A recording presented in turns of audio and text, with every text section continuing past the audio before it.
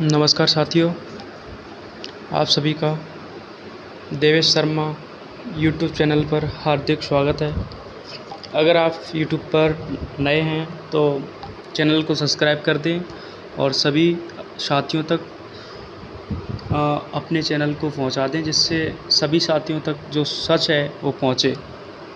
तो लीगल श्रृंखला में ये अगला वीडियो है अपना कि जिन लोगों ने हाई कोर्ट को किस तरीके से गुमराह किया था एक लेटर को प्रस्तुत करके, और जो उसके पूरा प्रोसेसिंग थी वो नहीं बताई गई थी हाई कोर्ट को कि क्या प्रोसेस थी। ये प्रोसेस मैंने आपको बताया था कि ये प्रोसेस थी वो 2014 से ये स्टार्ट हो गई थी।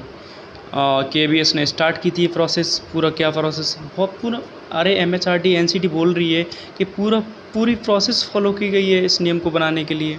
तो ये 6 मई 2014 को लेटर लिखा था KBS ने NCT के चेयरमैन को। तो उसके बारे में अपन चर्चा करेंगे, और चर्चा करने से पहले आप YouTube चैनल पर नए हैं तो चैनल को सब्सक्राइब ज़रूर कर लें, क्योंकि ये अपनी आवाज़ है बीएड धारियों की, ये दबनी नहीं चाहिए। तो ये लिख रहे हैं, ये लेटर है 1153 नंबर है लेटर का। तो ये चेयरमैन को लिख रहे हैं, गाइडलाइन परिवर्तन के लिए guideline the conducting CTET clarification regarding issue of CTET certificate for CTET conducted in June 2011। जो उनकी वैधता बढ़ाने के लिए और बीएड को इंक्लूड करने के लिए उन्होंने लिखा था 2014 में। सबसे पहले लेटर उन्होंने क्या लिखा है उस लेटर में, चलो आइए चर्चा करते हैं। ये लिख रहा है इसमें, I am to refer to subject cited above and to say that para number of notification 23 अगस्त 2010 के जो नोटिफिकेशन का जो पैरा नंबर 3 है उसमें published in gazette of India date 25 August 2010 में जो पब्लिश हुआ था उसमें ये लिखा है BA BSc B Ed at least 50% mark B Ed qualification. देखो इसमें मैं बताऊं आपको, ये लिखा हुआ है ना, B Ed qualification also eligible for appointment, लिखा है ना, अपॉइंटमेंट 1 to 5, साफ लिखा हुआ है इसमें यहाँ पे नहीं है तो पढ़ लें आप, यहाँ पे साफ दिया हुआ है इसमें 1 to 5 अप टू 1 जनवरी 2012 तक अलाउ किया था उसमें, पर योग्यता तो वहीं डिसाइड हो गई थी। Provide that the undergo after appointment and NCT, मतलब जो नियुक्ति के बाद जो NCT जो मतलब से मान्यता प्राप्त 6 महीने का ब्रिज कोर्स है ना इन एलिमेंट्री एजुकेशन, प्राथमिक शिक्षा, वो आपको करना होगा।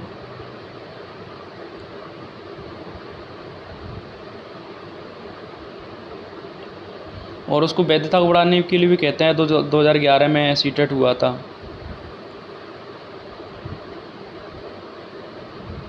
और जो वो ये भी बोल रहे हैं कि जो 2011 में टेट हुआ उसमें बीएड कैंडिडेट आल्सो पास, पहले से ही पास है। सीटेट 7 साल की वैलिडिटी, उसके बारे में भी कहा है इसमें।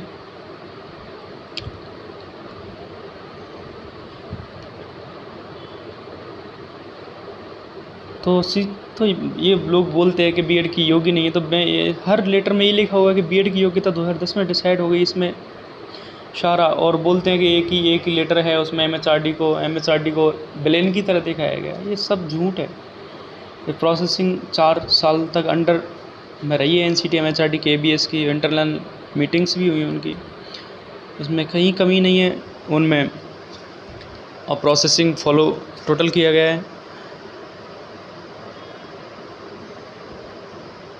ये भी देखा है यहाँ पर, अगर नंबर इसमें पढ़ो, as per notification date 23 August 2010 that the candidate having professional qualification B Ed were have eligible to apply for the post primary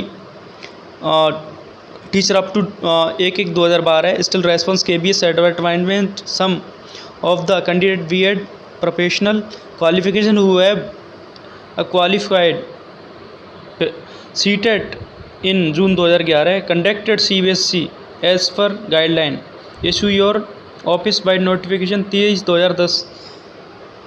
तो सभी जगह वही माना है कि 23 अगस्त 2010 के अनुसार बीएड योग्य है।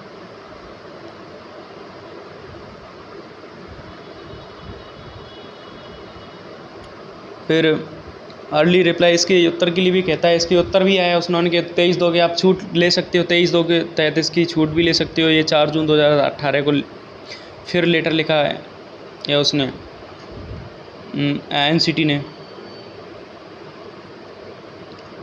कि आप ये छूट ले सकते हो उससे एमएचआरडी से 23/2 के तहत।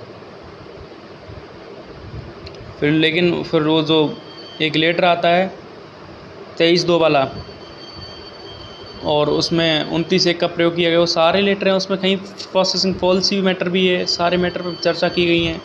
और मैं आपको धीरे धीरे वो 3 लेटर और हैं जो 2018 के समय पे चर्चा की गई थी, एनसीटी एमएचआरडी में इंटरनल प्रोसेसिंग हुई थी। 2-3 लेटर यहाँ पे हैं एमएचआरडी एनसीटी के।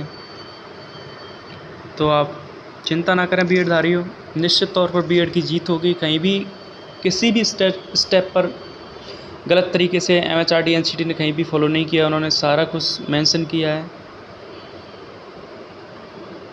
आप चिंता ना करें, बीएड की योग्यता पहले से ही डिसाइड हो गई थी। ये लेटर मैंने बोल रहा था आपको कि मैं एक दिन ज़रूर बताऊंगा जो किस तरीके से इंटरनल प्रोसेस फॉलो की गई थी, वो 2014 से स्टार्ट हो गई थी।